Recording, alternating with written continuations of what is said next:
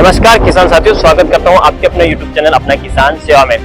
किसान साथियों, आज के इस भाग में हम जानेंगे कि कैसे हम फसल अवशेष यानी पराली का उपयोग जैविक खाद बनाने में कर सकते हैं। कई सारे किसान साथी क्या करते हैं, इस पराली में आग लगा देते हैं। अभी जो समय चल रहा है, मार्च का महीना चल रहा है, इसमें कई सारी फसलों की कटाई जो है स्टार्ट हो चुकी है। इसमें कई सारा जो है फसल अवशेष जो है बचता है, उसमें क्या करता है किसान साथी, इसमें आग लगा देता है। उसके कई कारण हो सकते हैं, उसको भी हम जानेंगे।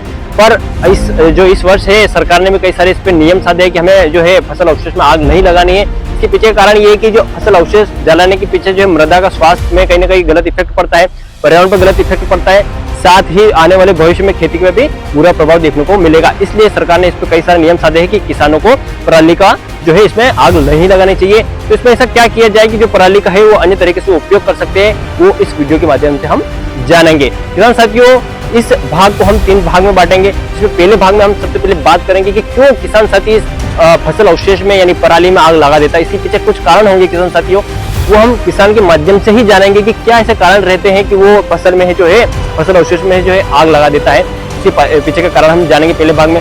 दूसरे भाग में हम जानेंगे कि क्या ये फसल अवशेष आप देख पा रहे होंगे गेहूं के खेत में, ये फसल अवशेष है, इसका वैज्ञानिक महत्व क्या है, इसका क्या महत्वपूर्ण ये जो है फसल जो अपनी भूमि के लिए हो सकता है, अगर इसको अपन अन्य तरीके से यूटिलाइज कर सकते हैं। तो दूसरे भाग में हम जानेंगे इसके जो है वैज्ञानिक तर्क क्या क्या है, ठीक है। और आखिरी भाग में हम जानेंगे कैसे इसको अपन कन्वर्ट कर सके जैविक खाद में, इसमें तीसरे भाग में हम जानेंगे। इसमें सबसे पहले भाग में हम किसान साथी से जुड़ेंगे, उसके माध्यम से हम जानेंगे कि क्यों ऐसा क्या कारण रहे हैं कि वो जो है इस पराली में जो है यानी कि इस फसल अवशेष में वो आग लगा देता है। तो आप वीडियो को पूरा देखना और उस किसान जो है उसकी बात को समझने की कोशिश करेंगे कि क्या ऐसे कारण थे कि वो इसमें आग लगा देता था। नमस्कार, हम एक किसान साथी के साथ जुड़े हैं और इनसे हम जानेंगे कि क्यों ये जो है हर साल जो है पराली को जलाते हैं, ठीक है, फसल अवशेष को जलाते हैं। सबसे पहला तो आपका परिचय किसान साथियों के समक्ष रखिए।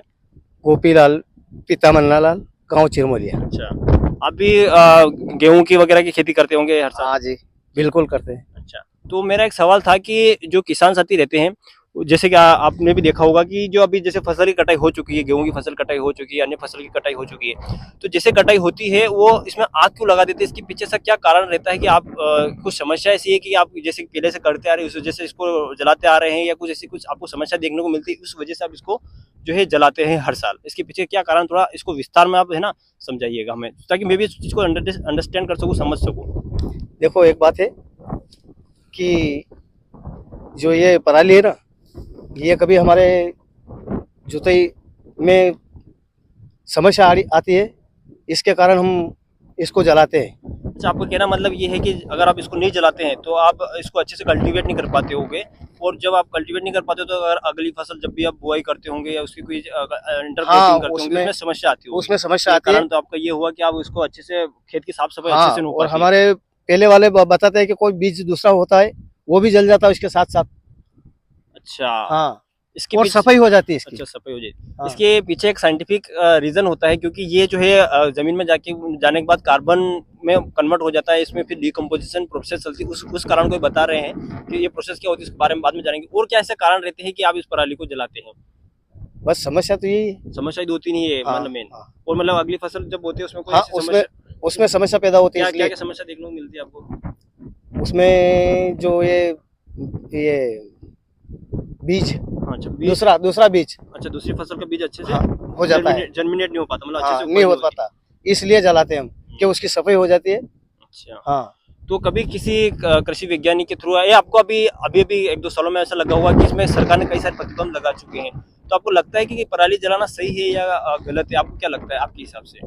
हाँ, तो सही होगा तभी तो चला है। अच्छा, मतलब हाँ। पराली नहीं जलाना चाहिए, मतलब हाँ, फसल हाँ, अवशेष नहीं ऐसा होगा, हाँ, ऐसा किसने किया होगा तो भी तभी तो ये चला है सरकार ने। अच्छा। हाँ, तो अब अभी इस समय में आप तो नहीं जलाते हो पराली के, आप कैसे उसका यूटिलाइज करते हो? देखो, हमें जब इस बात का जो विवेक होगा तो हम नहीं जलाएंगे इसको। अच्छा, आपको हाँ। अगर इसको पता चल जाएगा पता चल जाएगा। हाँ, कि कैसे इसको हम यूटिलाइज कर सकते हैं अच्छे तरीके से, हाँ, और कैसे हम इसका फायदा उठा सकते हैं, तो आप नहीं जलाओगे, हाँ, है तो ना? नहीं जलाएंगे हम। अच्छा, हाँ, पर बिल्कुल अभी कुछ समस्या आपको देखने को मिलती है, इस वजह से आप इसको जलाते हैं। जलाते हैं बस। तो किसान साथियों, हमने मुख्यतः 2-3 समस्या इनसे जानी है। कि सबसे पहली समस्या तो ये कि खेत साफ हो जाता है, इनका मानना ये होता है। क्या होता है कि जब इसको अगर नहीं ये करेंगे तो इसमें क्या करते हैं, ट्रैक्टर वगैरह चलाते हैं तो वो अच्छे से खेत साफ नहीं होता है, तो अगली फसल में जब भी कल्टीवेशन किया जाता है वो अच्छे से नहीं हो पाता है। तो ये समस्या। दूसरी समस्या ये कि अगली फसल कोई भी बीज डालते हैं तो अच्छे से जर्मिनेट नहीं हो पाता। उसके पीछे का कारण एक होता है, मैं आपको अगले वीडियो में उसको विस्तार में बताऊंगा।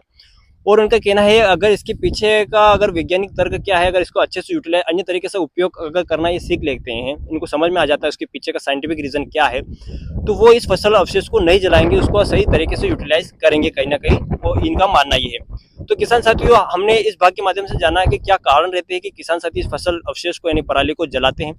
अगले भाग में हम यही लाएंगे कि कैसे हमें इस पराली यानी फसल अवशेष का है, कैसे हम इसको अच्छे तरीके से है यूटिलाइज कर सकते हैं, अच्छी तरीके से उपयोग कर सकते हैं, उसके बारे में हम जानेंगे। तो अगले भाग तक के लिए बने रहिएगा और आपका बहुत बहुत धन्यवाद, आपने समय निकाल के हमें जो कारण थे उनके बारे में बताया है। और हम इसके पीछे का जो महत्व है, क्या वैज्ञानिक तर्क है, क्या इसमें आप अच्छे तरह से उपयोग कर सकते हैं, वो जल्दी इसके ऊपर एक वीडियो लाएंगे, अगला भाग हमारा उसके ऊपर आएंगे। आपके हिसाब से अगर एक दो शब्द और कुछ कहना चाहते हैं तो बिल्कुल बताइए। बिल्कुल, अगर हमें इस बात का नॉलेज हो जाएगा तो हम इस बात को बिल्कुल बराबर मानेंगे और करेंगे, आप कहोगे जो। ठीक है किसान साथियों, हम बिल्कुल कृषि वैज्ञानिक से जुड़ के ही इसके पीछे का समाधान लेके आएंगे, कैसे हम इसका यूटिलाइज कर सकते हैं, क्या इसका महत्व हो सकता है किसान के लिए, कैसे इसको जमीन के लिए उपजाऊता के लिए उपयोग कर सकते हैं, उसके बारे में हम अगले भाग में जानेंगे। तब तक के लिए धन्यवाद किसान साथियों, वीडियो अच्छा लगा तो लाइक करें और अगले भाग के लिए इंतजार करें। धन्यवाद।